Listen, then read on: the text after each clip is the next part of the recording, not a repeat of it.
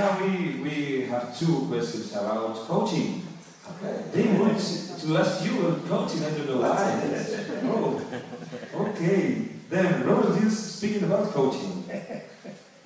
Which direction do you think in the future is the most appropriate for our profession, coaching? What direction?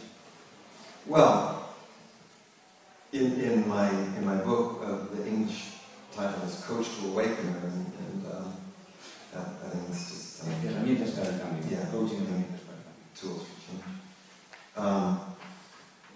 You know, what I was saying in that particular book is that coaching is evolving from the sort of small C coaching to the large C coaching, and that it's moving from just a focus only on basically on performance to a focus on the development of the whole person, development of the individual, which then will automatically come out as changes in behaviors. So I think it's important that all coaching begins and it ends with behavior, with what's in the muscle, with performance. That's clear. But now the question is, where do we find the differences that make a difference? So I think in the future of our profession, first we're going to see more acknowledgement and appreciation of some of the deeper levels of change, what I call the capital C part of the coaching. I think also what we're realizing as the profession goes is clearly the end result of coaching is not just this particular behavior, but it's an empowered person. It's a little bit like, you can make an analogy to how does a parent know that they've been successful? It's because they have a child who can take care of themselves, who can contribute well to society, who can, also have a satisfying life, and not just, perform. There are many other dimensions. And I think as coaches, we realize that our basic, deepest value is that of the human being. And that I think as we contribute to helping create more whole and rich human beings, this will also naturally enrich companies and our society. So I think this is our direction, and what it also means, by the way, is that we as coaches have to continue to grow ourselves and develop ourselves as well. So that coaching is not just one way. It's not just, coaches have to learn more skills to coach other people, and they help other people and they support other people, but also they grow in themselves. Thank you very much. And now another question they want to know about is an advice. I'm sorry that a coach is being asked to give an advice. Yes. But what would you say? What would you say to a new coach?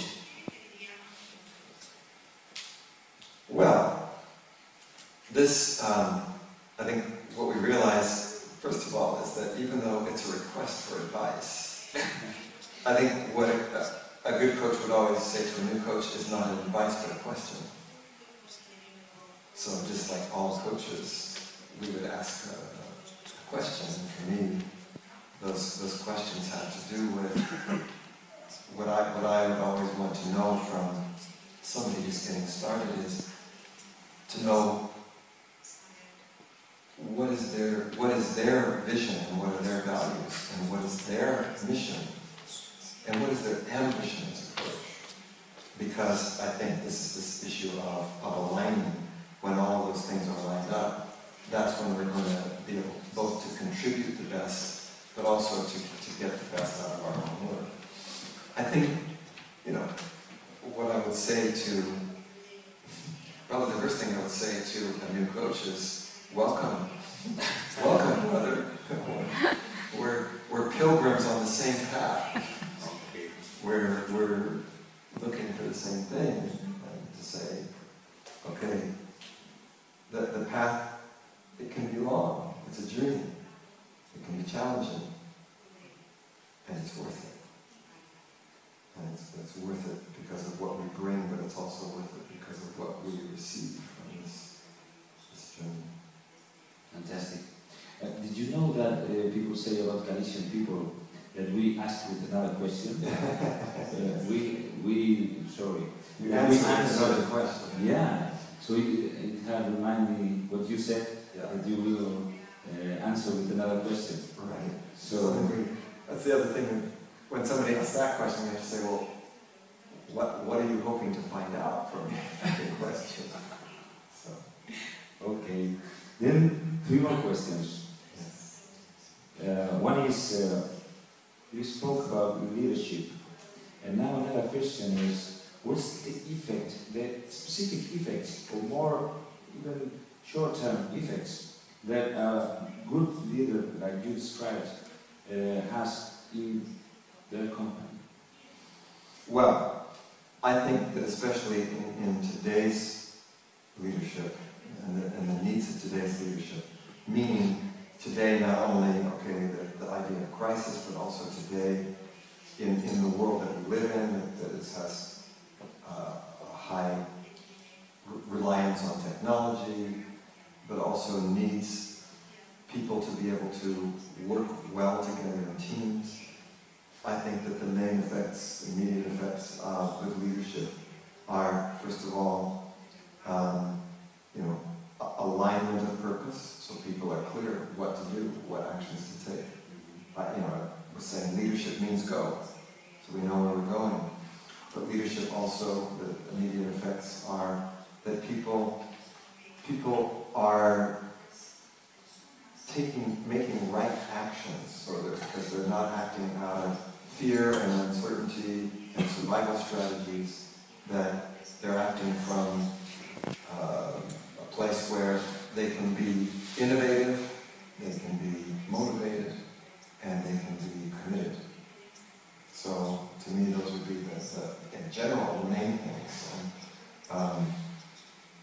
I think these are always the key things, and I guess the other thing, based upon what we were saying before, is that another immediate effect is an increase in collective intelligence, an increase in a better and more, both more creative, but also a more wise solution. So this is, again, the notion of emotional intelligence, collective intelligence. Okay, I'm smiling because now I think about another question, which is everyone would like to have a leader like that, isn't it? Everyone would like to be with this leader. Yes. How do you see yourself as a leader? As a leader of NLP and coaching? Well,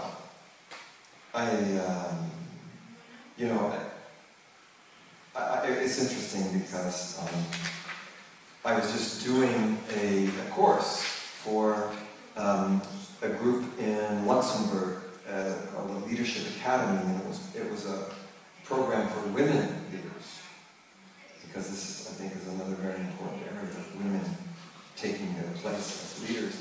And that was one of the questions they asked me was, how would you describe yourself? And introduce yourself. And I said, well, I think the type of leader that I am is like a pioneer. So I think that there's a lot of similarity between, let's say, pioneers and pilgrims, because with a pilgrim, you're kind of following the path. When you're a pioneer, you're making the path to begin with. So I like to go out and explore things and discover things, and then in doing so, make a path that other people can follow more easily, that are looking for the same thing. There's an old saying too that I think is very powerful. It touches me, which is, it says that what we want to do with our mentors and our role models is not so much only follow their footsteps, but to seek what they were seeking, to look for what they were looking for. And I think that's, for me, is another thing about being this pioneer and pilgrim, is you're seeking something and you're following a path.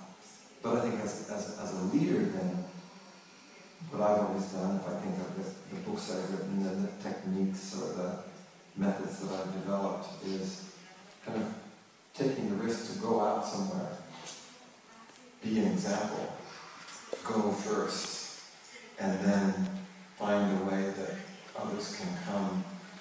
What do you say?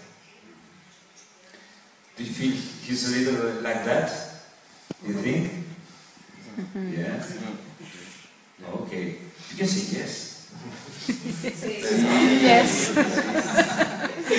You say it is, but it's not going to the end. It's not going to show up on the video. Say amen, brothers and sisters. Amen.